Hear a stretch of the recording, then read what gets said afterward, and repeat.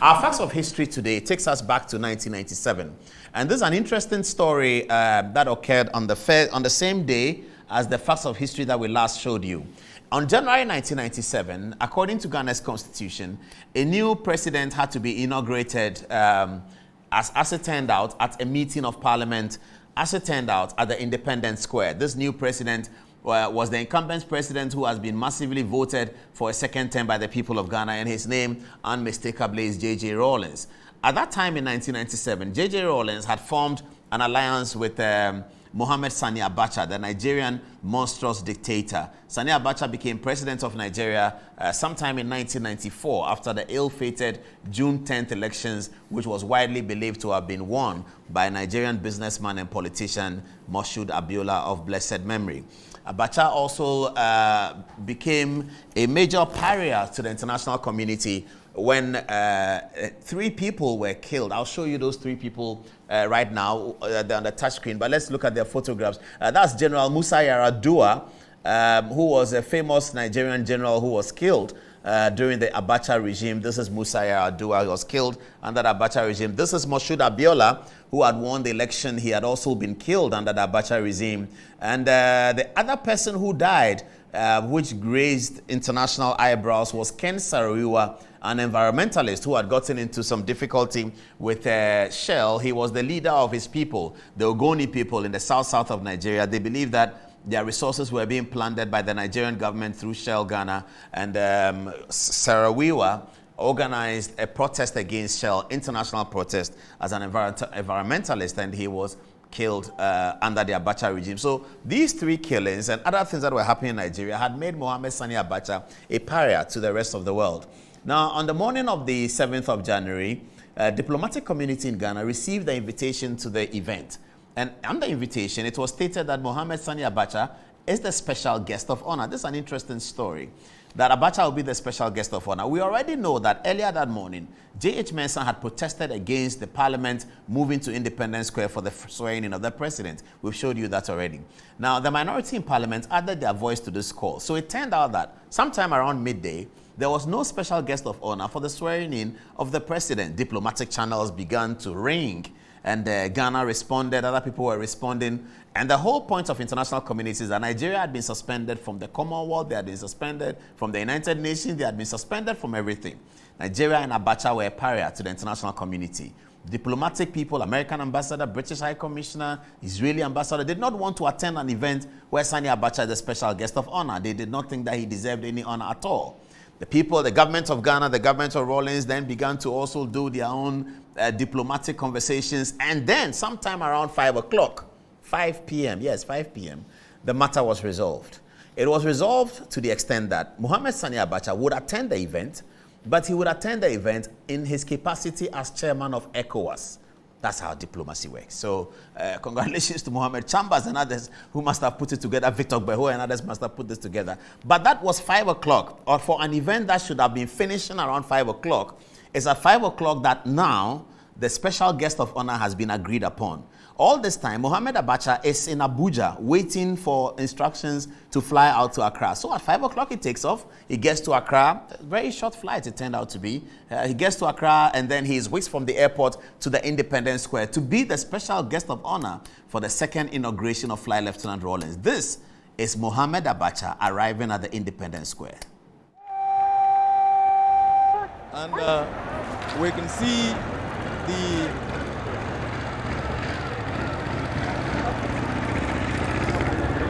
insignia of the Federal Republic of Nigeria. Our special guest of honor, His Excellency General Sani Abacha, has just made his arrival on the square. His Excellency General Sani Abacha, President of the Federal Republic of Nigeria, Commander-in-Chief of the Nigerian Armed Forces, and Chairman of the Economic Community of West African States. There he is, a good profile shot of our special guest of honor.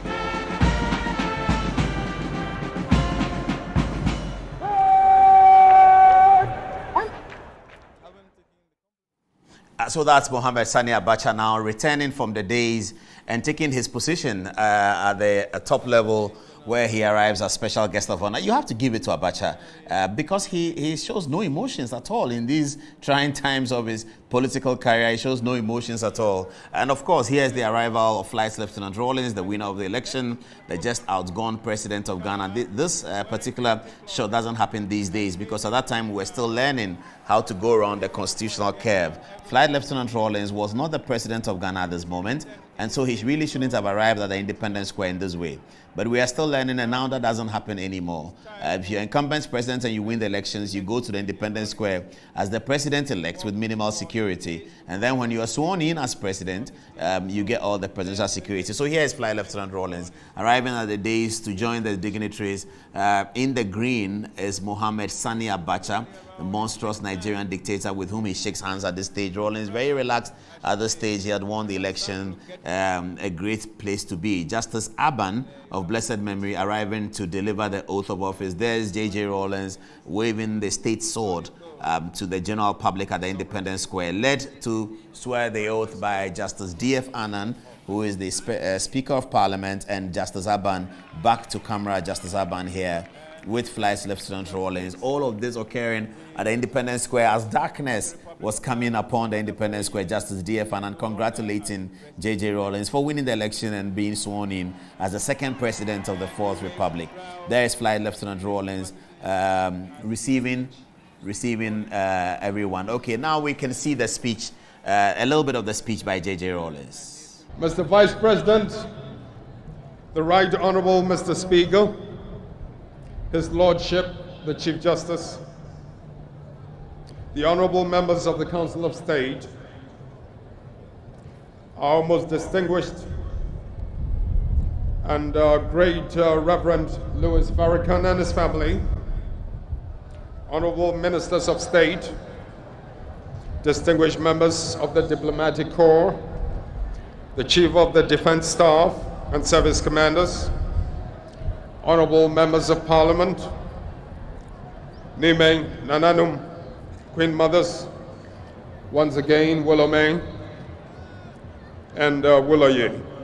My beloved countrymen and women, let me on behalf of my family, especially my most beloved wife, and on behalf of Professor J.E. Mills and his dearest wife, express our thanks to you, the noble people, for the confidence you have reposed in us by your mandate. Mr. Speaker, I wish to commend Mr. J. Kufuor and Dr. Edward Mahama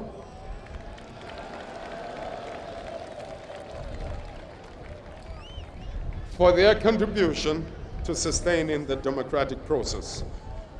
I am very pleased that their parties, namely the NPP, the PNC, and the PCP are now represented in Parliament. Honorable Mr. Speaker, the NDC, through its representatives, numbering 133 in the House, will strive to maintain the best possible relationship with the 66 representatives of the minority parties. Ladies and gentlemen, we seek to work in close consultation with all parties and political interests through the legislature and in such fora as may be appropriate for the sustenance of dialogue and goodwill.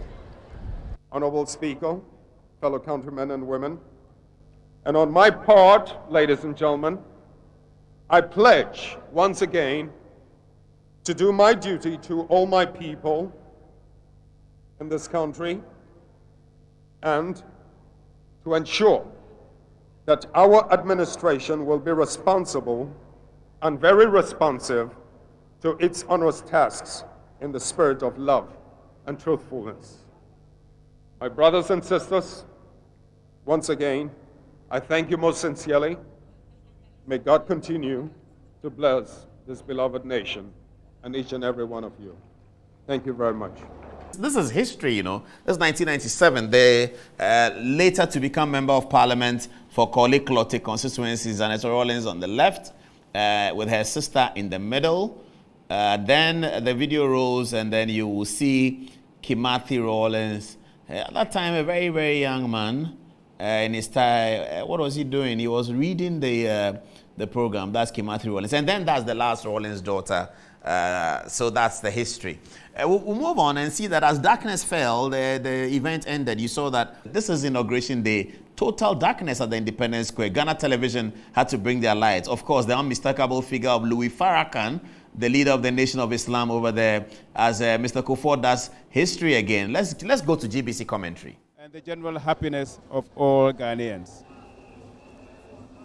And now Mr. J.A. Kufuor goes to congratulate President Rawlings, and there you see Mrs. Kufuor. And I was just saying this is a good sign. And you see Mr. Kufuor shaking hands with Nana Akufo-Addo Rawlings. This is a very historic moment. President Rawlings shaking hands with Dr. Edward Mahama. And isn't this a wonderful moment? You can see Mr. J.A. Kufuor talking to Minister Louis Farrakhan, Professor Mills smiling behind Mr. Kufuor.